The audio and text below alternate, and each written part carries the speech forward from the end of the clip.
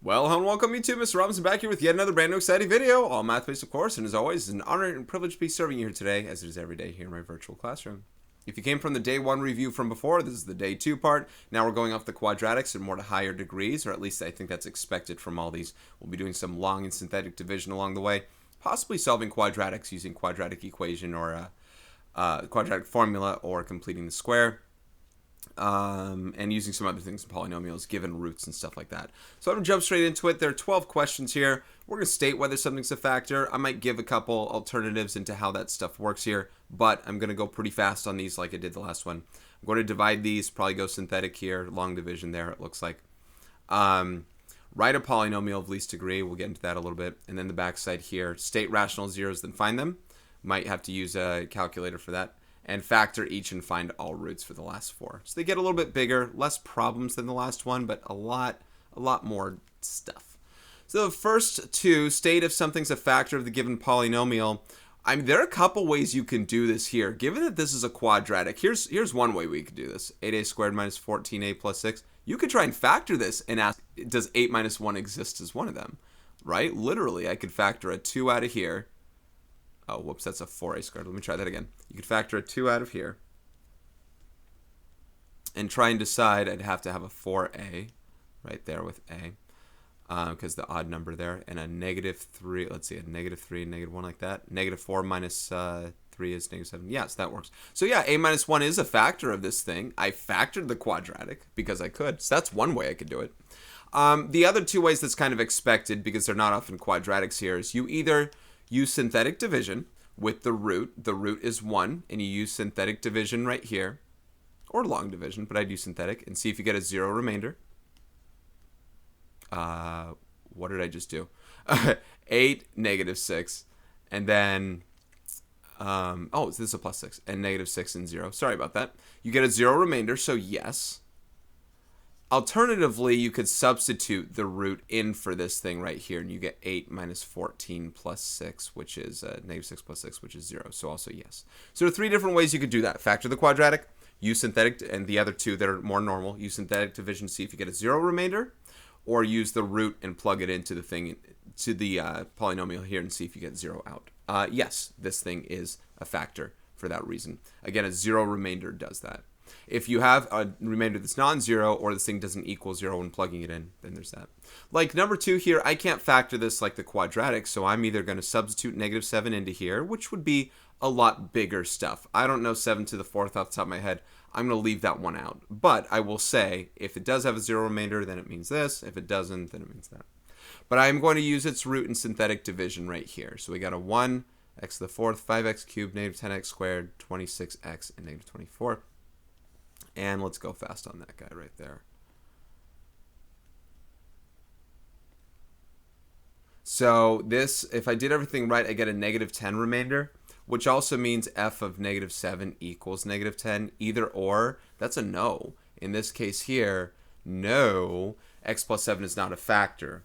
I mean, you can write a factored form version with a plus or with a minus 10 on the side and all that, but it's not, negative 7 is not one of your roots. It doesn't give you 0 out, so work it out. All right, divide here. They may or may not have remainders. Let's check them out and see what we get. So I'm going to use synthetic division on this first one here. 9 is the root. I'm going to basically do what I just did above. I'm not answering whether or not it is a factor, though, but I am using the division. So I got a 4th power, 3rd power, 2nd power, 1st power, and constant. And let's go. Multiplying these, by the way, to get this one here.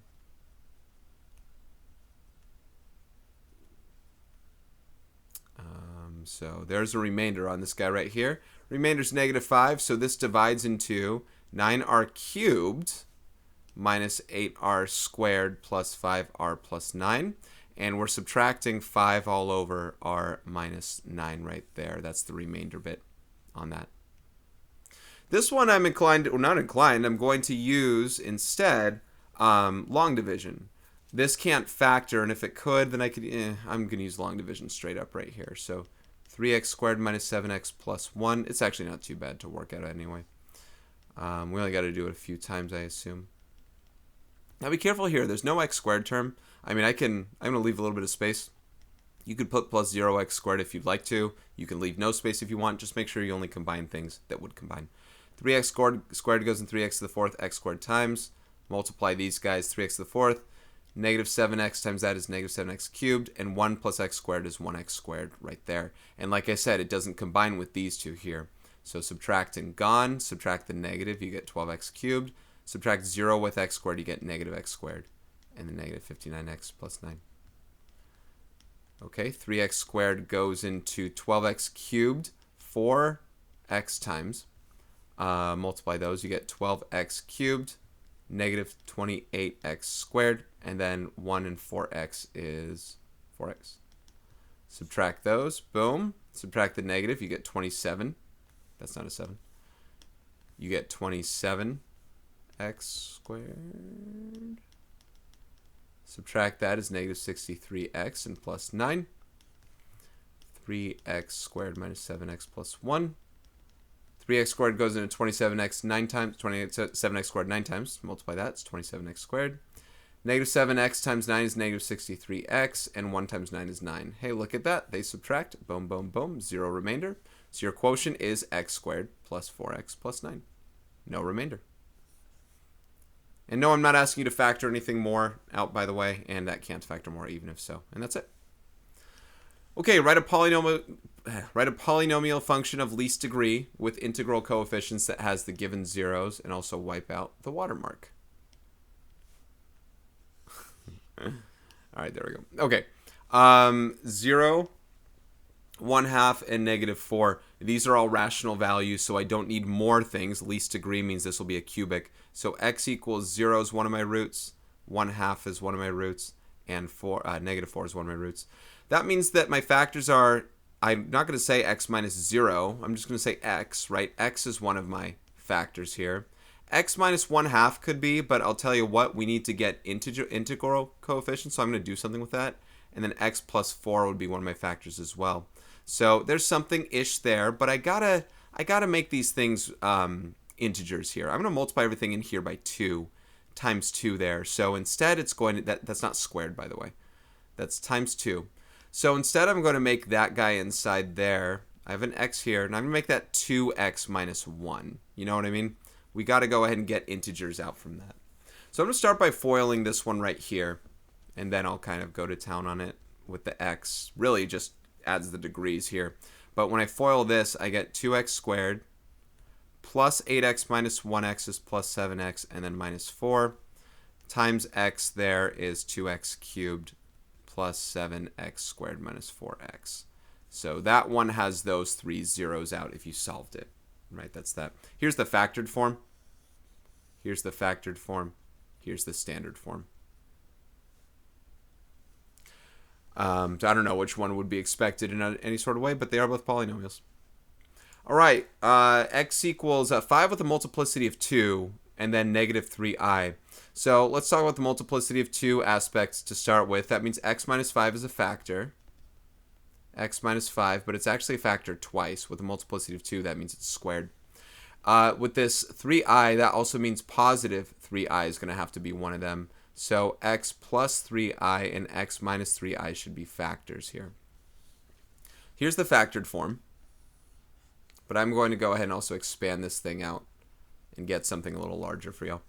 Expanding x minus 5 quantity squared, that's a perfect square trinomial. X squared minus 10x plus 25 right there. And x plus 3i times x minus 3i, that's x squared minus 9i squared.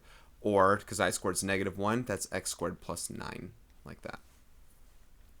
And then working that out here, through multiplying, we get x to the 4th plus 9x squared minus 10x cubed minus 90x plus 25x squared plus 225.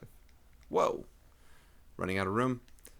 And combine like terms, x to the 4th minus 10x cubed. I got a 9x squared plus 25x squared, that's 34x squared, minus 90x plus 225. And there we go. Least degree, it's going to be a quartic there. Again, that 5 with the multiplicity of 2 means this is squared as we work it out. All right, let's move forward, and here's the back. State the possible rational zeros for each function. We're at 10 minutes in. Then find all the rational zeros. We got our p's over q's to deal with here, or m's over n's, or factors of constants over factors of leading coefficient. So factors of 8 over factors of 1, basically factors of 8, plus or minus 1, 2, 4, and 8. I got to find one of the zeros here because I can't factor by grouping, so I'm going to then use synthetic division to divide it out, and then I can probably try and factor the quadratic if there are any rational zeros remaining. So let's try 1. F of 1, that's going to give 1 plus 7 plus 6 minus 8. No. I'm just going to say no. Negative 1. I don't know if I can write this each time. Negative 1. Negative 1 plus 7 is 6. Minus 6 minus 8. No. F of 2. 8 plus 28 is 36. Plus 12. No. So you can use a calculator for this if you'd like to. Negative 8 plus 28. Hold on. I don't know if it's 26. Okay, anyway. Negative 8 plus 28 is 20. Minus 12 minus 8. I think that does work. Is 0. So there is one of my rational zeros. And let's use synthetic division on that the rest of the way. 1, 7, 6, and negative 8. So let's see if we get that remainder of 0. Yep. So we're left with x. So this factors into, by the way, x plus 2. We're not, well, we are solving. We're solving rational zeros. X squared plus 5x minus 4. I don't think that factors. 2 numbers multiplied negative 4 and add to 5. No. If this was a negative 5 and positive 4, yes. But that just means x equals negative 2 is the only rational zero. They didn't ask to find any others here. By the way, set equal to 0 there. These are irrational. They're irrational zeros here, whatever they are. I'm not finding them. They didn't ask. We can on these ones here. This guy here, set that equal to 0 in the same vein, and let's use rational root theorem. Our p's over q's in this case here are going to be plus or minus 1 and plus or minus 1/2 because we're dividing by 2 there. Let's try 1. Hold on, let me change the color there. Let's try 1. We get 2 minus 5 is negative 3, plus 4 is 1, minus 1 is 0. So that does work. So we use synthetic division on that. And we're going to get 2x squared minus 3x plus 1. So this now factors into x minus 1 times 2x squared minus 3x plus 1. And that does look to factor there, I believe. Whoops. You can use quadratic formula if you wanted to, but it should be 2x minus 1 times x minus 1. Negative 2 minus 3, minus 1 is negative 3. So our roots are, rational roots are 1, and all of them, 1/2, add 1 divided by 2, and then another 1. Or in other words, 1 with a multiplicity of 2, and then 1/2. And it's a cubic. Those are the 3 solutions that you do have. I prefer that answer personally. Okay, so that means you could use synthetic division again with a 1 and found that. Okay, factor each and find all roots. So, factors we did before here. It looks like I got to use rational root theorem once more. P's over Q's. You always try 1 and you hope for the best on that. There's one rational root somewhere, plus or minus 1 and plus or minus 3. So let's try 1 to start here. 3 plus 5, no, that's not going to work. Let's try negative 1. Negative 3 plus 5 is 2. Minus 1 is 0. So that does work. Negative 1. Negative 1 in our synthetic division here. We get a 3, 5, 1, and negative 1.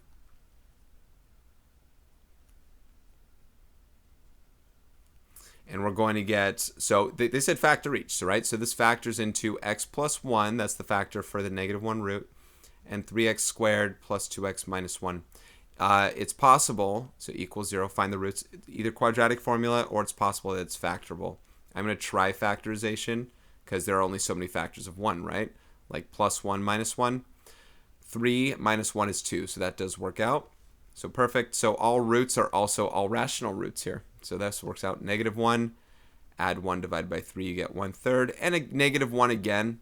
So kind of like last time here, multiplicity of 2. So it's kind of very similar to that last problem here, only this time we didn't have to list our p's over q's as part of our answer. I guess I should box that as part of the answer, right? They said state the possible rational zeros. So there those are right there.